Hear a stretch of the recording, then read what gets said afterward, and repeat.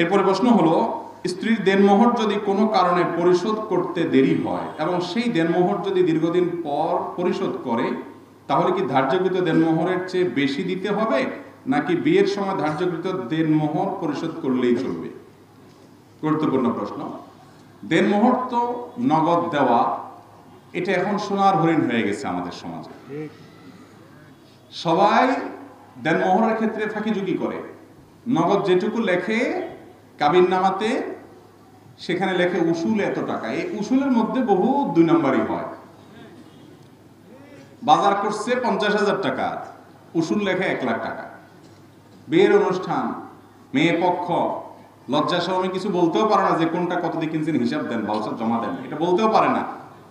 এই সুযোগে ছেলে পক্ষ মিথ্যা কথা লিখে দেয়, 50,000 1 লাখ বানায় দেয়, 1 লাখে 2 লাখ বানায় দেয়। আছে না নাই?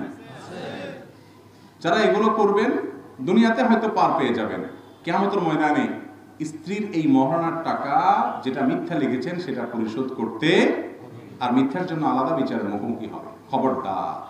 এই জন্য আমাদের দেশে মেয়েদেরকে আমরা সব জায়গায় ঠকাই, সব জায়গায় ঠকাই। ইসলাম মেয়েদেরকে রানী বানিয়েছে, রানী মর্যাদার আসনে বসিয়েছে। বিয়ের মোহরটা জীবনে তো আর দিবেন না। অনেক জামাই আছে, অনেক স্বামী আছে, এমন বখিলের বখিল, মেয়েকে পরের ঘর থেকে আনছে, বিয়ে করে সারা জীবন সংসার করে, একটু হাত খরচের টাকা দেয় না। তার তো একটু ব্যক্তিগতভাবে খরচ করার শখ আলাদা আছে, তার ভাই বেরাদার আছে, মা বাপ আছে, সে তো উপার্জন করে না। আপনার সংসারের জন্য গাদা খাটনি করে জীবন শেষ করে ফেলে, আপনার ছেলে মেয়ে মানুষ করে, যেগুলো আপনার কাজের লোক নিয়ে করা লাগতো সেগুলো সব সে করে দিচ্ছে, বেচারি কোনো কিছু করতে পারে না। তাহলে আপনার উপার্জন থেকে তাকে কিছু হাত খরচের টাকা দেন, স্বাধীনভাবে কিছু খরচের সুযোগ দেন। সেইগুলো তো পরের কথা। সারা জীবনে একবার দিবেন মোহরের টাকা, সেখানেও 900 করে 10 টাকা দিয়ে বলেন উসুল 20 টাকা, আর বাকি যেগুলো বাকি সেগুলো বাকির নাম ফাঁকি। মহারণা যা ধার্য করা হয়েছে তা হুবহু পাই পাই করে হিসেব করে স্ত্রীকে বুঝিয়ে দিয়েছেন। যে সমস্ত বীর পুরুষ আছেন, হাত তোলেন। দেখছেন কয়টা বীর পুরুষ এই মজলিসে? গণা যাবে মোট 50-60টা বীর পুরুষ, আর বাকিগুলো বিয়ে করেন না, বেঁচে গেছেন। যারা বিয়ে করেন নাই তারা তাহলে প্রতিজ্ঞা করেন, মোহরের যেই টাকা ধার্য করা হবে ওইটা আপনার স্ত্রীকে আপনি পরিশোধ করে দিবেন। দিবেন তো ইনশাআল্লাহ? নগদ দিবেন না বাকি? বীর পুরুষ হলে নগদ দেওয়ার চেষ্টা করবেন, আর বাকির নাম দিয়া এরপরে বছরকে বছর ঝুলায় রাখবেন, এটা করবেন না আল্লাহর রাস্তায়। মনে রাখবেন, দুনিয়াতে হয়তো স্ত্রী কিছু বলবে না, কিয়ামতের দিন ইয়াউমা ইয়াফিরুল মারউ মিন আখিহি ওয়া উম্মিহি ওয়া আবিহি ওয়া সাহিবাতিহি ওয়া বানিহি, সেদিন কেউ কারোর থাকবে না। এই পয়সা পাই পাই করে আপনার বউ আপনার কাছ থেকে বুঝে নেবে সেদিন। এই জন্য স্ত্রীর মহারণা পরিশোধ করবেন তো ইনশাআল্লাহ?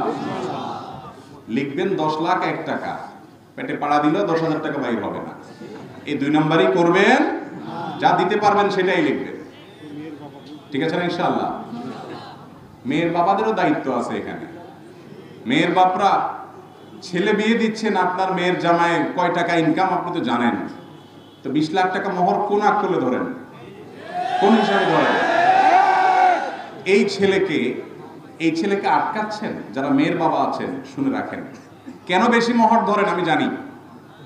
মোহর বেশি ধরেন এই জন্য যে আপনারা মনে করেন মোহর বেশি করে ধরলে এই ছেলে আর আমার মেয়ের তালাক দিতে পারবে না। এই চিন্তা না মোহর বেশি ধরা বেশিরভাগ? এটা একটা খুব বাজে চিন্তা। কেন বাজে চিন্তা আমি বলি, বিয়েই হইল না এখনো, আপনি আগে থেকে নেগেটিভ চিন্তা করতেছেন যে বেশি টাকা দিলে ছেলেকে আটকাই ফেলবো, সে আর তালাক দিবে না। যে অমানুষ, যে জুলুম করবে আপনার মেয়ের প্রতি, মোহর 1 কোটি টাকা ধরলেও সে অন্যায় করবে। আর যে ভালো মানুষ, সে আপনার মেয়ের প্রতি জুলুম করবে না যদি পরিমাণ মোহরের কম হয়। আমাদের বাপ চাচারা যারা ছিলেন, আগের যুগের মুরব্বীরা যারা ছিলেন, স্টেজে যারা আছেন, সামনে যারা আছেন, ডানে বামে যারা আছেন, খবর নেন তো মোহর কয় টাকা ছিল? অল্প কিছু মোহর ছিল, ঠিক না? ওনাদের বিয়ে আমাদের চাইতে টেকসই ছিল না আমাদের চা টেকসই? বেশি টেকসই ছিল না? শুধু টেকসই বেশি? আমি তো বলি সব জায়গায় এখন যুবকরা বউয়ের সাথে এত ইটিস পিটিস, এত মেসেজ আদান প্রদান, এত ফেসবুকে, মেসেঞ্জারে, ইমোতে, হোয়াটসঅ্যাপে, মোবাইলে, সাক্ষাতে, এত কিছু, চাইনিজে নিয়ে যান, বাদাম খাওয়ান, চটপটি খাওয়ান, ফুচকা খাওয়ান, এত কিছু কিনে দেন, এত কিছুর পরও 2 দিন পরে টুনটুন করে বিয়ে ভেঙে যায়। আর মুরব্বীদের জিজ্ঞেস করে দেখেন, সারা বছরে একটা শাড়ি দিতে পারে নাই, সারাদিন বউয়ের চেহারাটাও দেখতে পারে না, কারণ বউয়ের রান্না বান্না নিয়ে ব্যস্ত, আর স্বামীর কাজকাম নিয়ে ব্যস্ত। ওই রাতে একটু দেখা হয়েছে, ততক্ষণে হারিকেন সব বন্ধ হয়ে গেছে। মেসেজ আদান প্রদান তো পরের কথা, আলগা কোনো মহব্বত দেখানোর সুযোগও বউয়ের সাথে পায় নাই চাচারা, ঠিক না ভাই? ঠিক। এরপরও এখনো চাচিদের সাথে যে ভালোবাসা, এটা সুপারগুলোর চাইতেও টাইট। আর আপনাদের যুবকদের ভালোবাসা এখন সব মেড ইন চায়না, টুনটুন করে ভেঙে যায়, ঠিক না ভাই? ঠিক। অতএব আমাদেরকে মহর বেশি হলেই যে বিয়ে টিকবে এমন কোনো কথা নাই। মহর কম ধরবেন মেয়ের বাবারা, খেয়াল রাখবেন তো ইনশাআল্লাহ। যদি স্ত্রীর মহরনা কেউ বাকিতে রাখে এবং অনেক আগে ধার্য করা হয়েছে পরিশোধ না করে, তাহলে অনেকদিন যদি পরে পরিশোধ করে, তাহলে আগে যেটা ধার্য করা হয়েছে ওইটাই দিতে হবে, নতুন করে কিছু যোগ করা লাগবে না, যেটা ধার্য করা হয়েছে সেটা দিলেই হবে।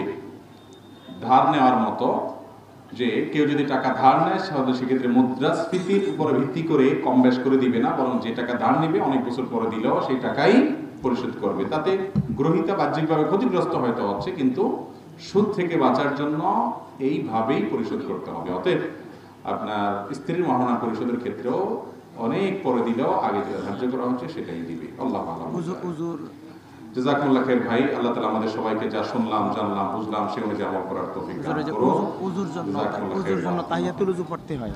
এখানে কি এটা?